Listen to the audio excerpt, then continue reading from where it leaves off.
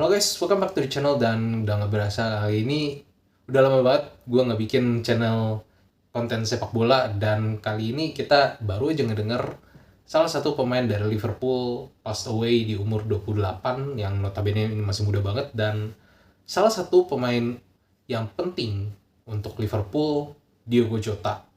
Pemain Portugal ini benar-benar jadi aset yang benar-benar penting banget buat Liverpool dalam urusan cetak gol. Walaupun bisa dibilang dia bukan pemain yang bisa dibilang pemain kunci utama lah, seperti halnya mungkin ketika di Liverpool ini ada Mane maupun Firmino maupun ada Muhammad Salah yang benar-benar jadi pemain inti dan superstar dari pemain Liverpool ini. Tapi pemain ini bisa membawa sesuatu yang menyegarkan ketika kita misalnya ngelihat bangku cadangan Liverpool dari sisi serang. Memang kalau misalnya kita ngomong Liverpool, selalu tiap musim keluhannya adalah masalah bench atau cadangan. Tapi kalau ngelihat pemain yang satu ini, seenggaknya ketika Firmino mau diganti atau Salah diganti atau Mane pun diganti, ketika ngelihat di bench ada Jota, seenggaknya lebih tenang. Karena walaupun dia sering kali jadi pemain yang dirotasi ataupun jadi pemain penghangat bangku cadangan, tapi seenggaknya ketika dia dipanggil untuk bermain, dia adalah pemain yang reliable. Makanya di judul gue pasang The Reliable One. Karena setiap kali dia dibutuhkan, at least most of the time dia itu selalu memberikan hasil yang baik untuk Liverpool. Gue gak akan ngebahas sejarahnya terlalu panjang ke belakang, tapi gue pengen lebih cerita POV sebagai orang yang seneng mantengin bola atau penonton bola. Kalau ngomongin Diogo Jota, gue ngikutin pemain ini semenjak dia ada di Wolves. Dan karena di momen ini Wolverhampton ini memang lagi momen-momen yang sedang naik-naiknya. Karena Wolverhampton di masa itu jadi buah bibir akibat kemampuan dia ngalahin tim-tim besar atau yang bisa dibilang giant killer. Waktu itu Wolves dipegang sama pelatih Portugal yang kalian familiar pasti namanya, Nuno Espirito Santo. Dan di masa itu Nuno Santo ini senang banget bawa pemain-pemain Portugal, dan salah satunya yang dibawa adalah Diogo Jota. Walaupun tim Inggris, tapi kalau ngelihat Wolverhampton saat itu udah kayak tim Portugal. Dan di posisi saat itu Nuno Santo punya dua striker yang bisa dibilang performanya bagus. Ada Raul Jimenez sama Diogo Jota. Dan dua-dua ini deliver ketika mereka ditunjuk untuk bermain. Tapi yang dipilih sebagai nomor satu akhirnya adalah Raul Jimenez, karena memang tipenya itu lebih cocok dengan Nuno Santo yang tipikalnya dia sebagai target man.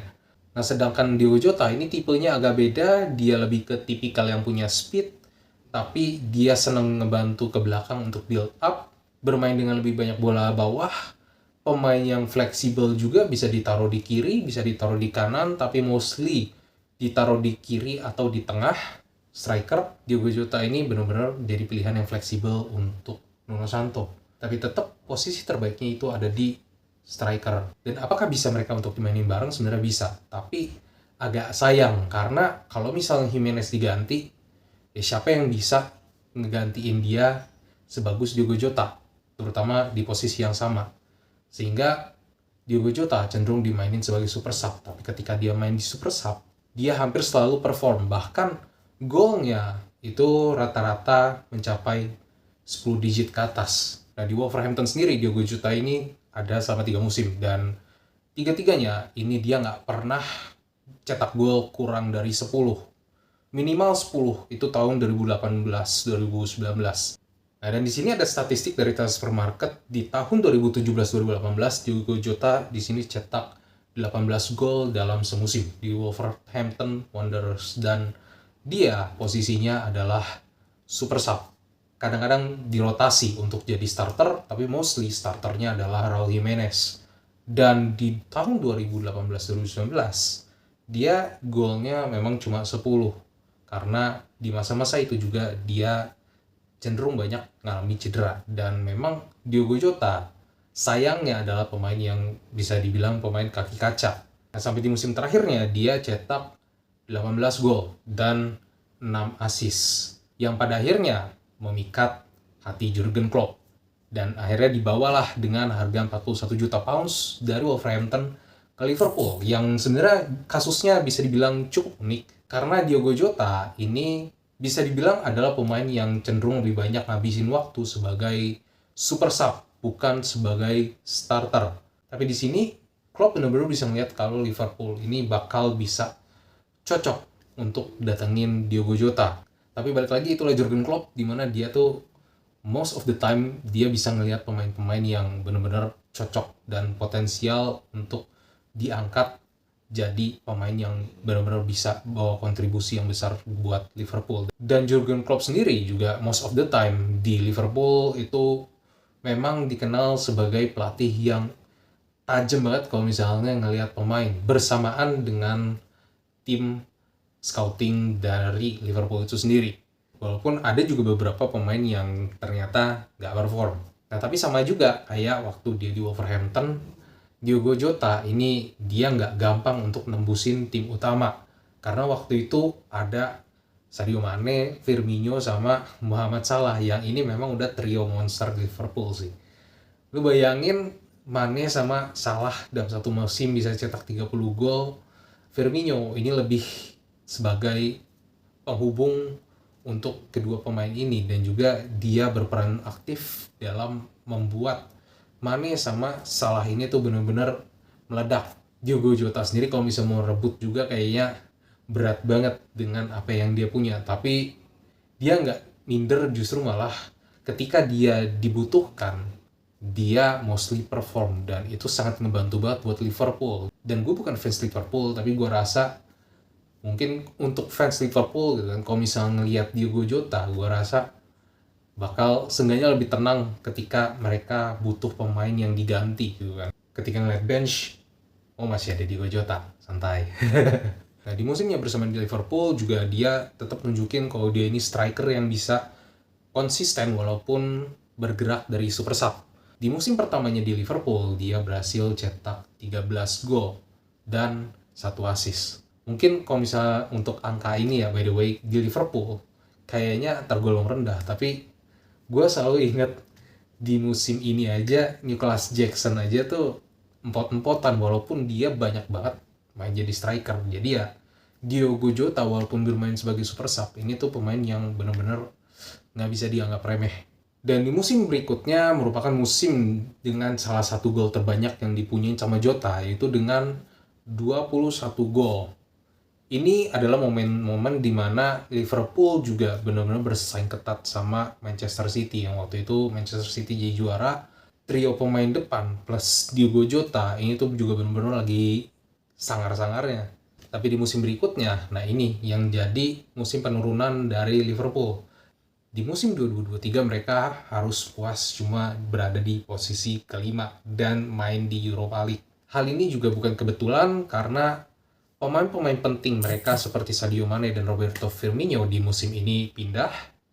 Jadi ini adalah masa awal dari transisi Liverpool untuk menjadi Liverpool yang baru. Liverpool ngedatengin Darwin Núñez dan Luis Diaz. Luis Diaz perform, tapi sementara Darwin Núñez di sini yang diplot untuk ngegantiin Firmino dan harganya juga nggak murah. Ini justru jadi pemain yang jauh dari ekspektasi, terutama para fans dari Liverpool. Diogo Jota ditambah lagi sayangnya di musim ini itu mendekap cedera panjang, di mana dia harus miss banyak pemain. Di sini gue akan kasih tunjuk data dari seberapa banyak Diogo Jota miss dalam setiap musim, dan 2023-2024